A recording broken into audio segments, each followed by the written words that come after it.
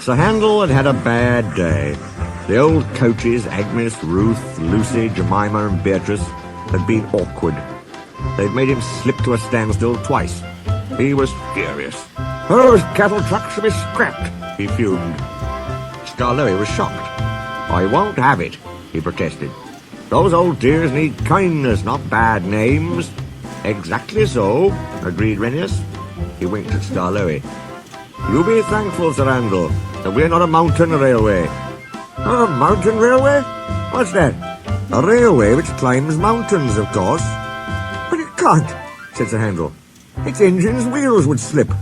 But it can, said Renius firmly. We've heard of one quite near here. It can't. It can. A noisy argument started just as Donald shunted a flat truck to the siding nearby. On the truck was a queer-looking engine. He had 6 small wheels and a stovepipe chimney. His boiler was tilted downwards, and his cylinders were back to front. Whisht, whispered Donald hoarsely. Dinna wake the wee engine. It's tired he is. He's away back from England after being mended. You ken how it is. We understand, but who is he? He's called Culdee, after the mountain his railway climbs.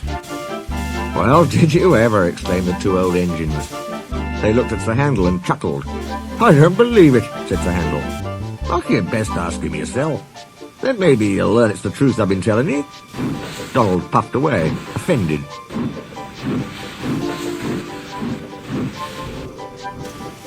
Culdee woke to find the engines gazing at him. Where am I? He asked.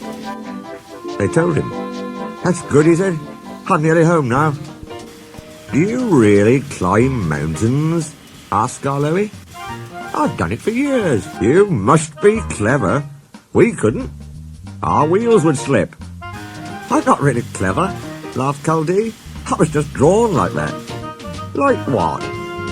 With pinion wheels on my driving axles.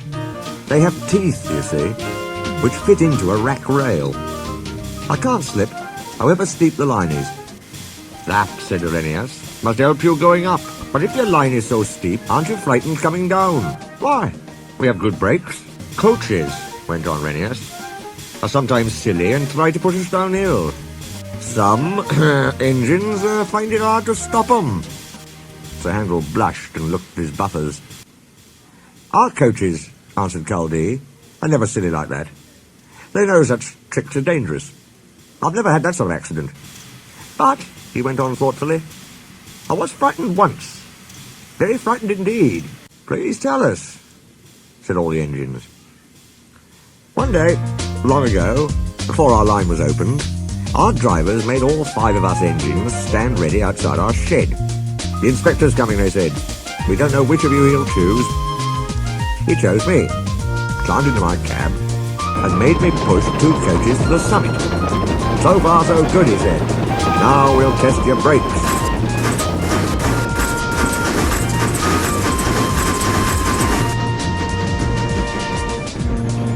So he went and stood on the steepest part of the line. Down, down it fell, with a nasty curve below, edging a precipice. Brakes off, driver! Let him roll! Ooh! Gasped the little engine in horror. The coaches nudged me.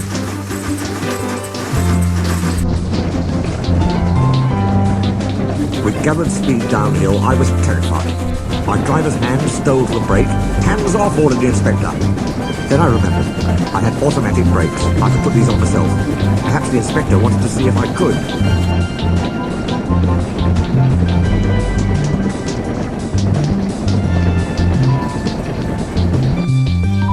They worked beautifully.